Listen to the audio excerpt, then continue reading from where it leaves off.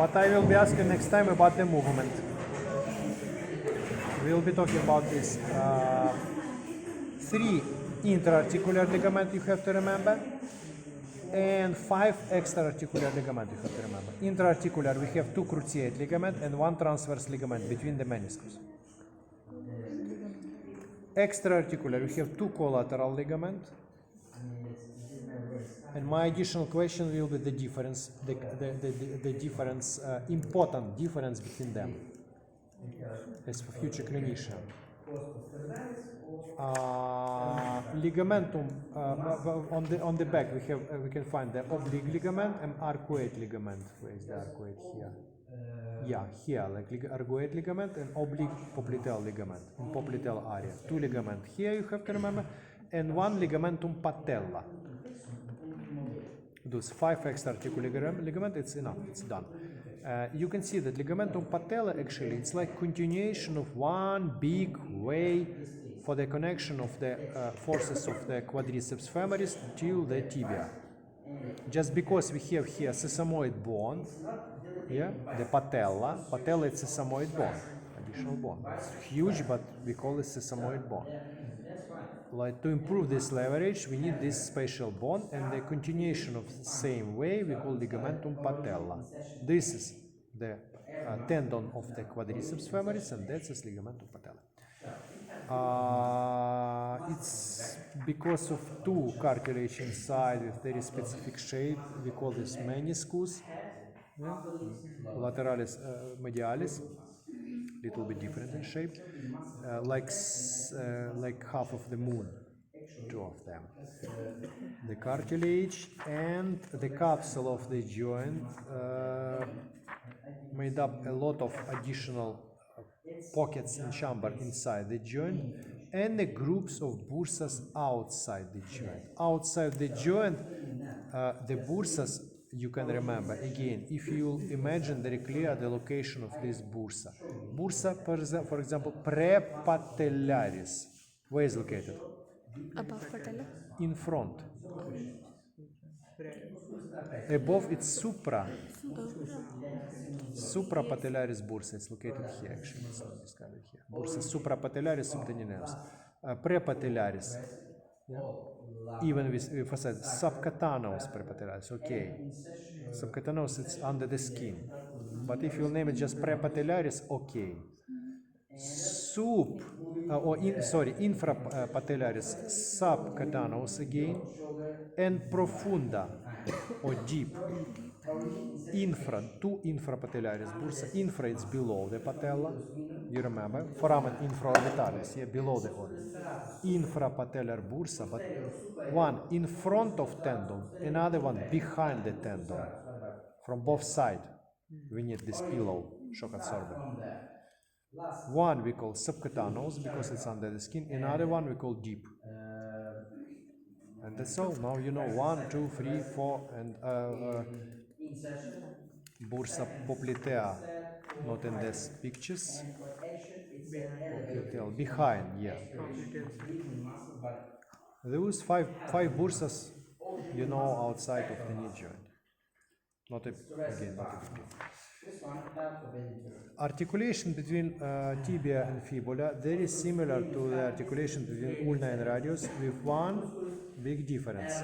You remember, in ulna and radius we have proximal and distal synovial joint. Here we have proximal synovial joint, but distal we have just syndesmos, no joint there. And they both almost unmovable. We call it the synovial joint plane. It's like multi-axial, but it almost unmovable. This absolutely unmovable because it's a part actually of ankle joint. The ankle joint, huge hinge joint. Hinge joint is how many axes? 1 axial joint. And please remember that, as well as we will be talking next time about 2 axial knee joint. You have explained me why I mean 2 axial.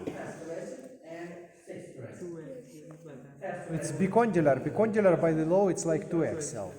But next time you will tell me that why it's not completely true. Why it's not completely true.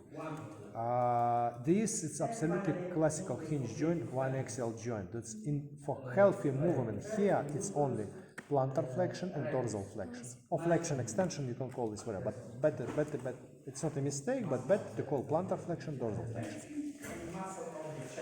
All this side movement we have not because of ankle joint, but because of subtalar joint. Subtalar joint.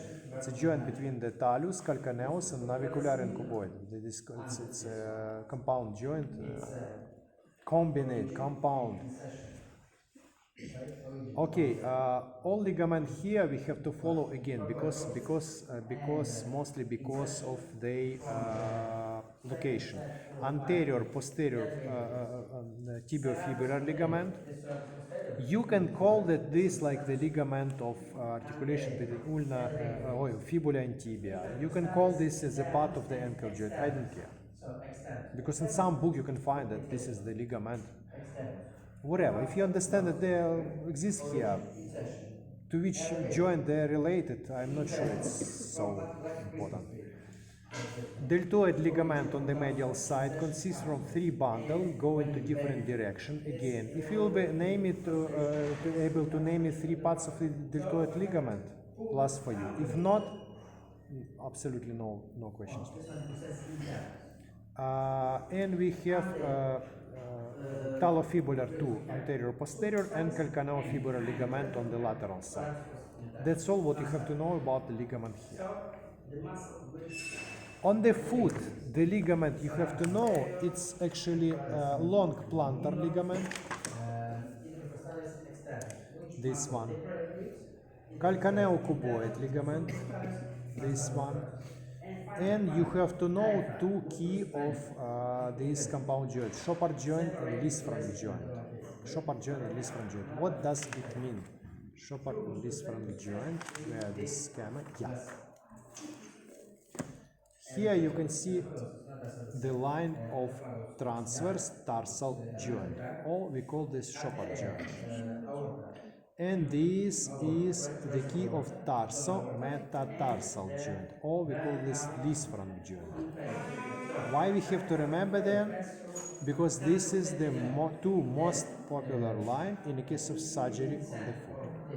In the case of you need to provide the foot extirpation, you will be called this like the distal foot extirpation and the proximal foot extirpation, or Lisfranc surgery and Chopard surgery. What does it mean, the key of joint? This number 1, I find out. Where is the number 2? No. So sad.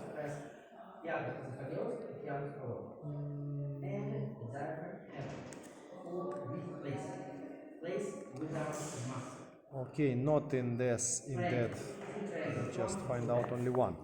Okay, the Chopard joint key is here. Ways.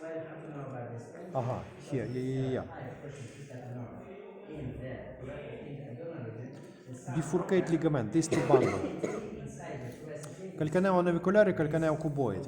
Why we call this the key of joint? The key, what doing? Opening something.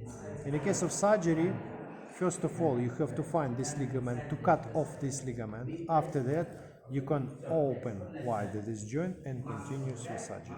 That's why we call it the key of joint. The first step, after you cut the skin and to prepare the surgical field, you have to find this ligament, the key of this joint. The Lisfranc joint, the key of joint, it's ligamentum located here.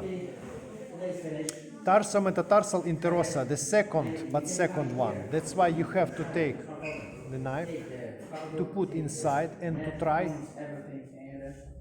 to find this ligament and to cut off. After that, you can open this. That's why we call this the key of joint. All another ligament which you can find here, the numerous ligament, if you will be able to distinguish them, just plus for you. But minimum will be asking the ligament of the ankle joint, plantar ligament, 2 of them, key of shopper joint, key of Lisbon joint. Done. Understand? Yes. Understand. Thank you. See you after tomorrow.